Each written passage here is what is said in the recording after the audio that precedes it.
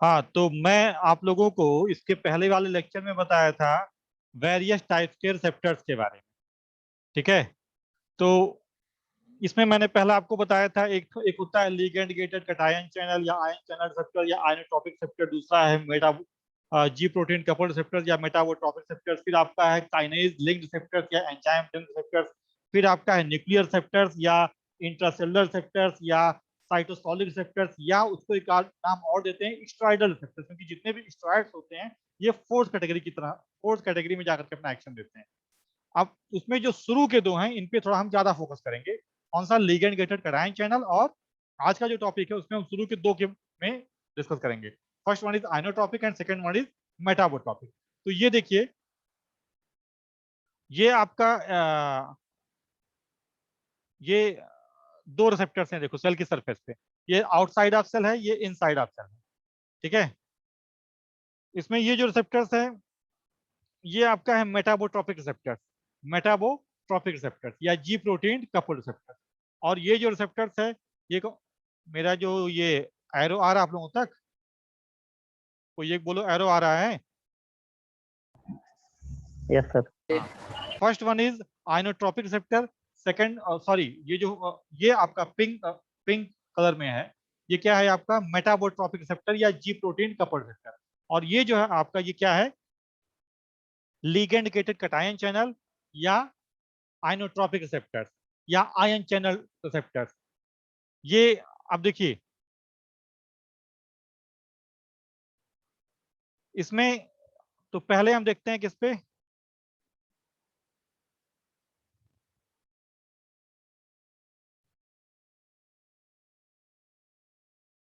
ये है आपका आइनोट्रॉपिक। और अब हम देखते हैं आइनोट्रॉपिक रिसेप्टर्स पे। आइनोट्रॉपिक रिसेप्टर्स में क्या है, आइनोट्रॉपिक रिसेप्टर्स में आप देखेंगे इसमें तमाम सेगमेंट हैं, एक सेगमेंट ये, एक सेगमेंट ये, एक सेगमेंट ये, एक से तमाम पार्ट हैं उसके, तमाम पार्ट। ये जो आपका आइनोट्रॉपिक रिसेप्टर्स है, आइनोट्रॉपिक रिसेप्टर्स में कई सेगमेंट हैं,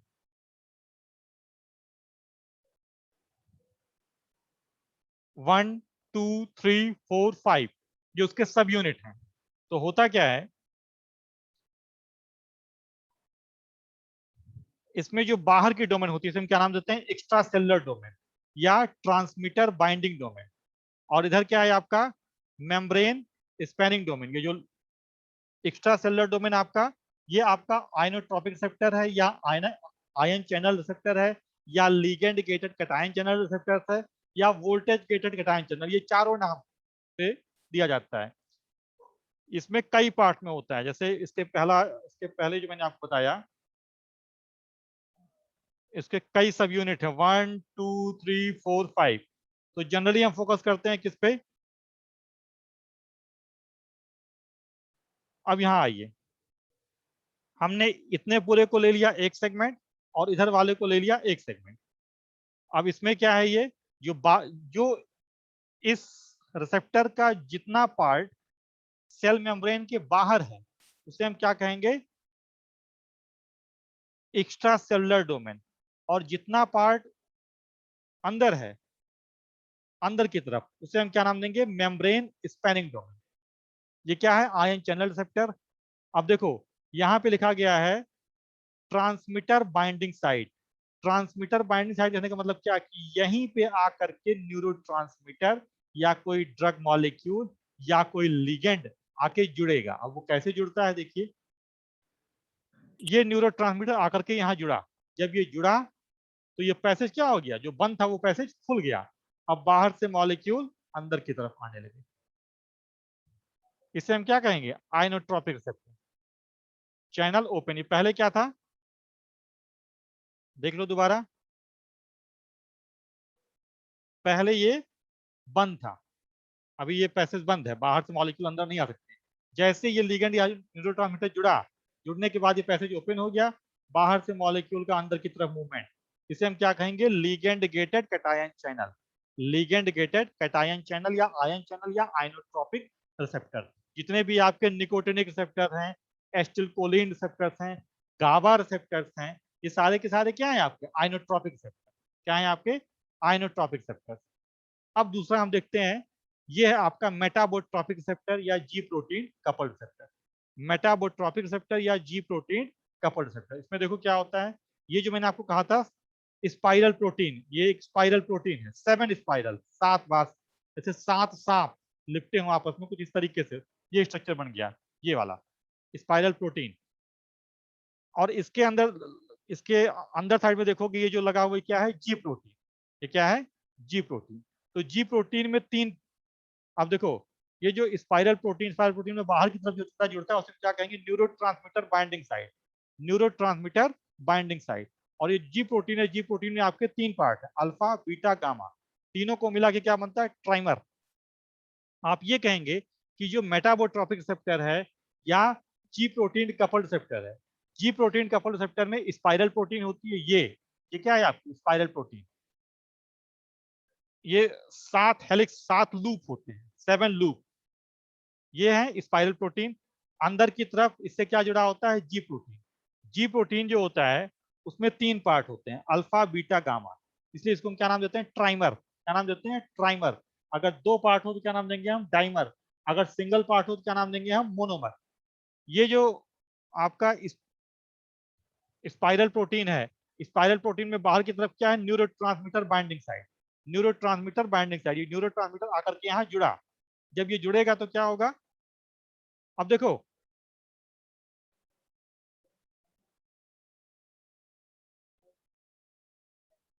नॉर्मली क्या होता है, जब कोई न्यूरोट्रांसमीटर इससे जुड़ा, अभी देखिए अभी ये जो ग्रीन वाला न्यूरोट्रांसमीटर है इसकी तरफ आ रहा है लेकिन इससे जुड़ा नहीं। जब न्यूरोट्रांसमीटर इससे जुड़ा नहीं होता है, इस समय अंदर वाली सरफेस पे जो जी प्रोटीन अल्फा बीटा गामा सब यूनिट होती हैं, ये तीनों आपस में भी जुड़ी होती हैं और जो प्रोटीन मॉलिक्यूल है स्पाइरल प्रोटीन उससे भी जुड़ी होती है। देखो यहाँ जुड़ा हुआ है इससे, ये पूरी की पूरी असेंबली आपस में जुड़ी हुई है। अब ये जो जी प्रोटीन है, जी प्रोटीन का जो अल्फा सेगमेंट है, अल्फा सेगमेंट से जुड़ा होता है क्या, जीडीपी। जीडीपी फॉर क्या, जीडीपी ग्रास वो इकोनॉमी वाला जीडीपी नहीं है। जीडीपी क्या है, गोनोसिन डाइफॉस्फेट, गोनोसिन डाइफॉस्फेट। जब इससे गोनोसिन डाइफॉस्फेट जुड़ेगा उस समय अल्फा बीटा गामा तीनों सब यूनिट आपस में अटैच होंगी। जब ये अटैच होंगी तो ये पूरी की पूरी असेंबली क्या होगी, इनएक्टिव फेज। किसमें होगी, इनएक्टिव फेज में। अब क्या होगा, न्यूरोट्रांसमीटर इससे आकर के, न्यूरोट्रांसमीटर यहां से आकर के ये जो स्पाइरल प्रोटीन बाहर की तरफ से जुड़ गया, जब जुड़ गया तो ये एक्टिवेट, जब ये एक्टिवेट तो यहां से जीटीपी आया, ये जीटीपी, जीटीपी को हटा के अल्फा पार्ट से जुड़ गया। जब जीटीपी ने अल्फा पार्ट से अटैचमेंट कर लिया तो क्या हो गया, अल्फा पार्ट अलग, बीटा गामा पार्ट अलग।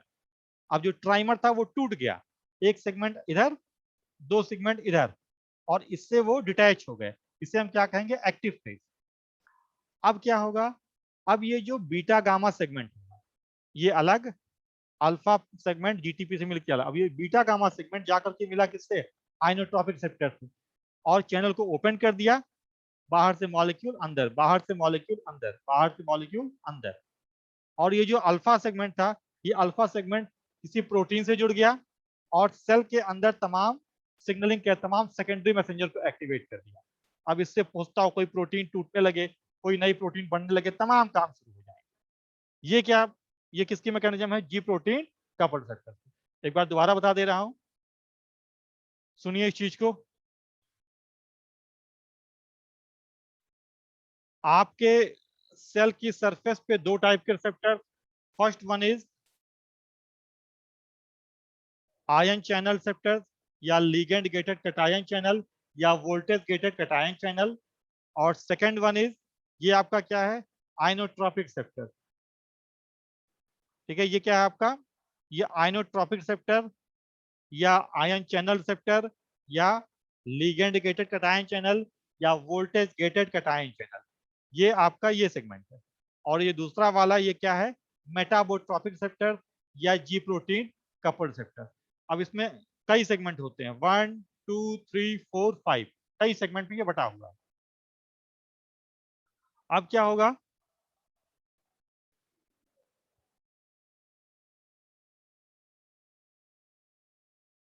अब हम फोकस करते हैं आइनोट्रॉपिक रिसेप्टर है। आइनोट्रॉपिक रिसेप्टर से डिवाइडेड इनटू वेरियस सब यूनिट्स, 1 2 3 4 5 ये क्या है, सब यूनिट्स।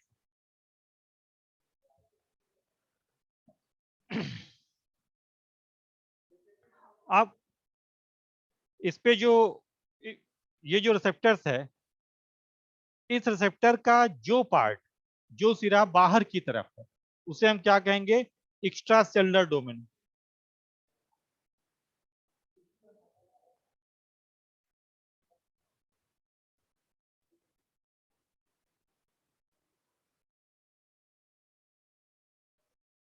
इसका जो सिरा बाहर की तरफ, उसे हम क्या नाम देंगे, एक्स्ट्रा सेलुलर डोमेन।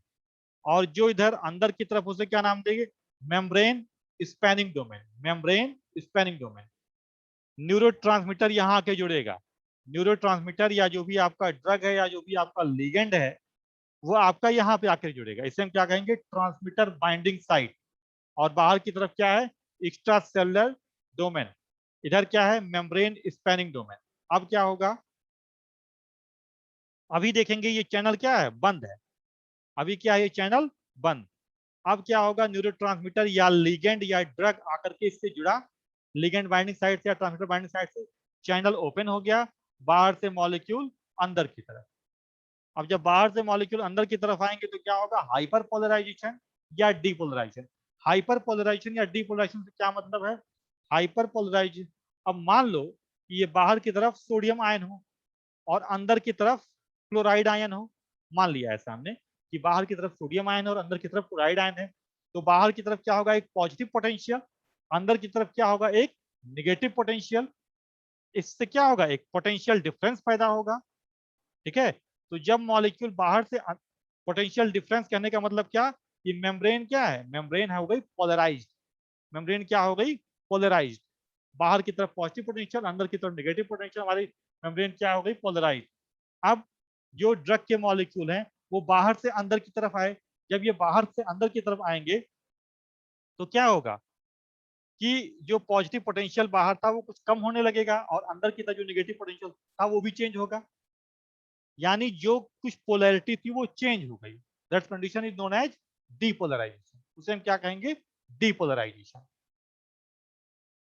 अब देखिए, न्यूरोट्रांसमीटर यहां से आके जुड़े, लिगेंड यहां से या ड्रग मॉलिक्यूल यहां से आके जुड़े, चैनल ओपन हो गया और बाहर से मॉलिक्यूल का मूवमेंट अंदर की तरफ शुरू हो गया। ये फंक्शनिंग किसकी है, आइनोट्रॉपिक रिसेप्टर। दूसरा क्या है आपका, मेटाबोट्रॉपिक रिसेप्टर या जी प्रोटीन कपल रिसेप्टर। तो मैंने आपको बताया था कि मेटाबोट्रॉपिक रिसेप्टर या जी प्रोटीन कपल रिसेप्टर्स में क्या होता है, कुछ स्पाइरल प्रोटीन्स होती हैं। वो स्पाइरल प्रोटीन मेम्ब्रेन में धंसी होती है। ये क्या है, स्पाइरल प्रोटीन है, मेम्ब्रेन में धंसी है। यहाँ जो साइट है जहां न्यूरोट्रांसमीटर जुड़ेगा उसे हम क्या कहेंगे, न्यूरोट्रांसमीटर बाइंडिंग साइट। और इसके अंदर सरफेस पे क्या जुड़ा हुआ है, जी प्रोटीन। अभी हमारी ये प्रोटीन, अभी हमारी ये सारी की सारी असेंबली ये किस फेज में है, इनएक्टिव फेज में। इनएक्टिव फेज में क्यों है, क्योंकि ये और ये सब आपस में जुड़े हुए हैं। तो ये किस फेज में है, इनएक्टिव फेज में। अभी जो जी प्रोटीन होती है, जी प्रोटीन में 3 सेगमेंट, ये है आपका जी प्रोटीन। ये क्या है आपका, जी प्रोटीन। और ये है आपका क्या, स्पाइरल प्रोटीन। ये आपका स्पाइरल प्रोटीन।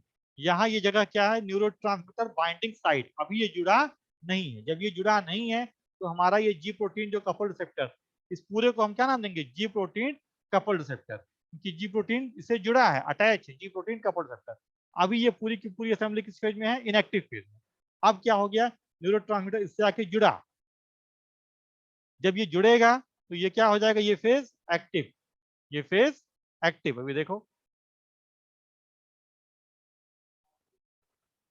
जब ये फेज एक्टिव होगा, अब देखिए स्पाइरल सेगमेंट का जो पोर्शन है।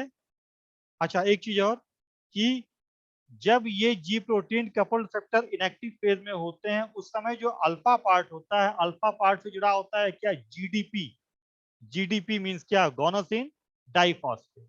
गोनोसिन डाइफॉस्फेट ये किससे जुड़ा होता है, alpha part. Alpha, beta, gamma, ये तीनों के तीनों आपस में जुड़े होते हैं, क्या बनाते हैं, ट्राइमर। ये ट्राइमर जुड़ा होता है किससे, स्पाइरल प्रोटीन से। और जीडीपी जुड़ा होता है इससे। तो अभी ये पूरी की पूरी असेंबली क्या है, इनएक्टिव। अब क्या होगा, जब ये न्यूरोट्रांसमीटर इससे आके जुड़ेगा, न्यूरोट्रांसमीटर यहां से आकर के जुड़ा, जब ये जुड़ा तो ये असेंबली क्या हो गई, एक्टिव। अब ये असेंबली क्या हो गई, एक्टिव।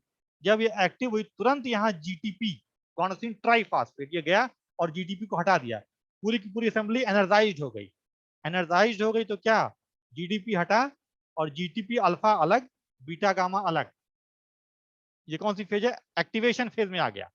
किस फेज में आ गया, एक्टिवेशन फेज।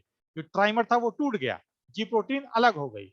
अब क्या होगा, अब ये जो बीटा और गामा सब यूनिट है, ये बीटा गामा सब यूनिट जाके जुड़ेंगी यहाँ आइनोट्रॉपिक रिसेप्टर के अंदर वाले सरफेस पे।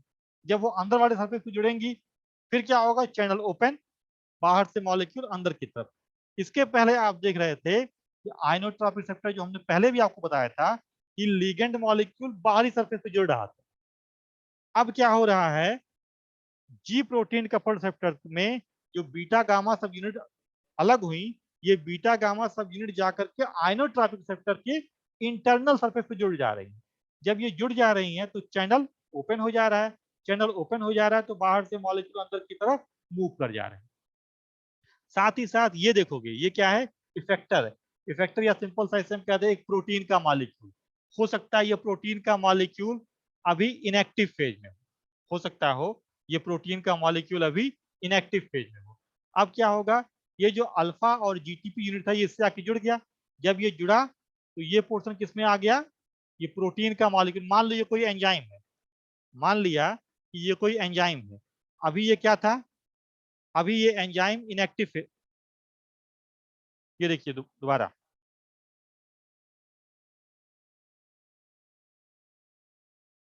अभी क्या है, ये सपोज ये एक एंजाइम है, मान लिया ये एक एंजाइम है जो क्या कराता है, जो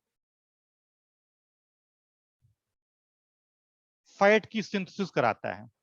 मान लिया कि ये एक एंजाइम है, वो एंजाइम फैट की सॉरी ग्लूकोज का डिग्रेडेशन कराता है।